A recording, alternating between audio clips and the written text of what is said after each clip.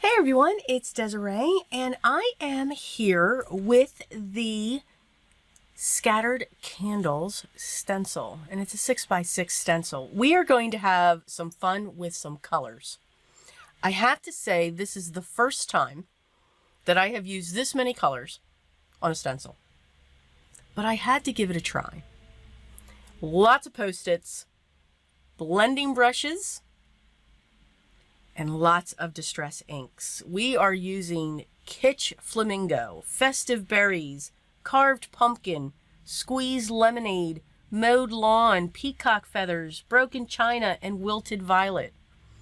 Yes, I did attempt to color the candles without any Post-it tapes. I wanted to have this rainbow going across my card panel, but I also wanted to have the flames yellow. Yeah. The Post-its came into play. Post-its are a great thing. They're inexpensive. They are great for masks. You can even buy Post-its that are solid sticky. That's what I basically come in with eventually, because I'm able to cut them. And I can get them into strips, because that's really all I needed to do, was to just make sure that I covered the flame on the top and covered alongside, to make sure that I kept the color where it was supposed to be. This is a great row of candles because some are solid, some are stripes, and they have different types of stripes. Some are going horizontal, some are going on the diagonal. So you can get some really wonderful textures going across your panel. This did take me a little bit of time, and I was surprised though. It only took me about, I'm gonna say 20 minutes to do this inking. Now, I'm using my blending brushes. You could use a Q-tip. You could, I think Q-tips would be the best. Q-tips would be awesome. Or if you're going to, now what you could have also done, the candles, some of them are longer than others, but you could have actually cut out sections within your Post-its and placed them down. And you could use a sponge dauber as well. So there are ways that if you have larger, like a makeup sponge or anything like that, that you could still have this effect. I was going to go straight across, but I'm like, you know what? They're really jumping up and down. So this was fun, actually. Once you kind of got into this groove, you kind of like, yeah, okay, this is the way that I do. I got to put it up here and I got to put it to the side. So again, only about 20 minutes. You can see I'm constantly moving those Post-its. After a while, I did have to change them out. I did notice, I think it was on an orange, or there was a color where I could see some of the other color bleeding through from the Post-it. So once I knew that one side got really inked up, I did then change it out for another one. I did make sure that I used the other side of the Post-it as well, to make sure that I wasn't contaminating or putting another color in there. Now again, I'm creating a rainbow, so it wouldn't have been that bad. And we would have just kept on going, because we don't stop. We keep on going. When we just make little, they are happy accidents when we make them. When it comes to the flames for the candles, we're going to use two different colors on that, and I'm actually going to pull back in the Squeezed Lemonade and the Carved Pumpkin when it comes to doing those. What's also great is as the candles are going across, they're not particularly even. So one row is going to end on a pink.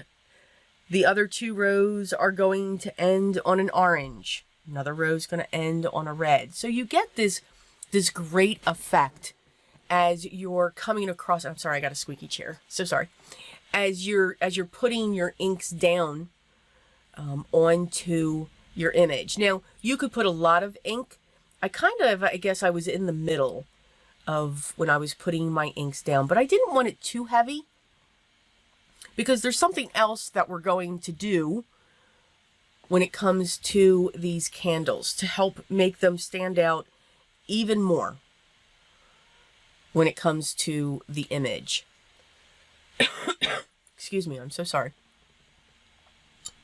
So we're coming down to the end.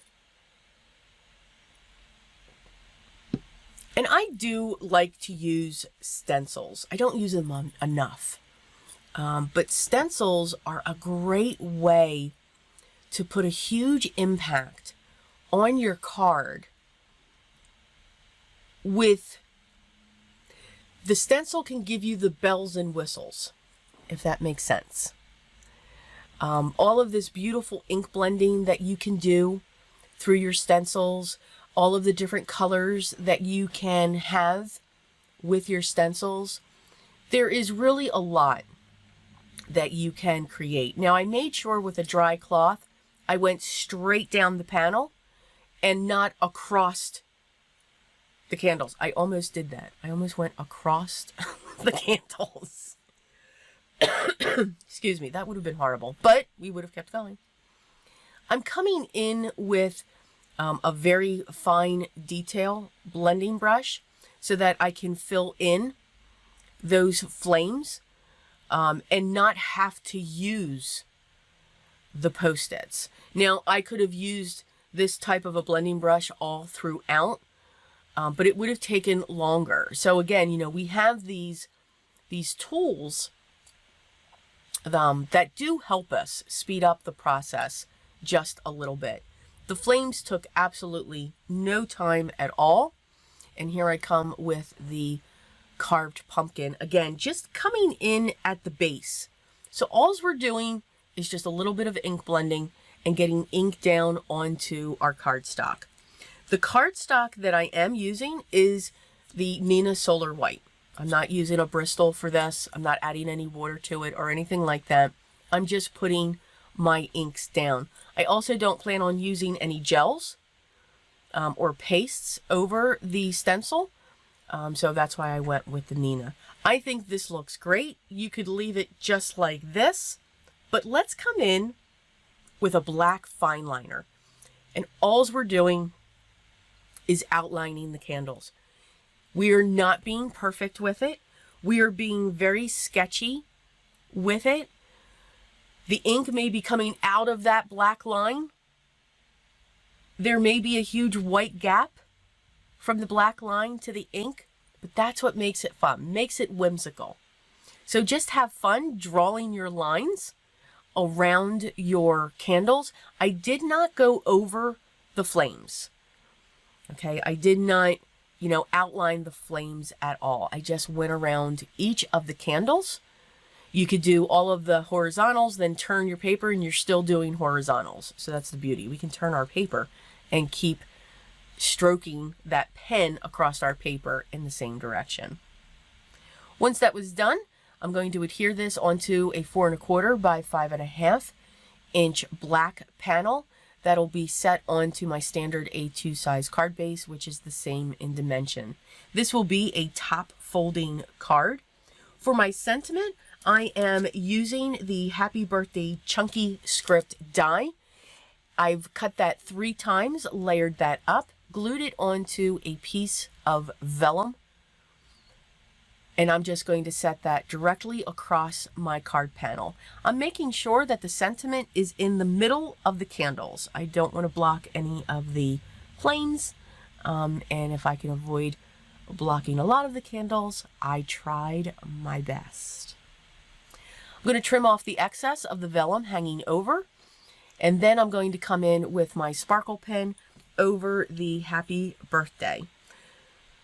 And then that will be our sparkle for our card.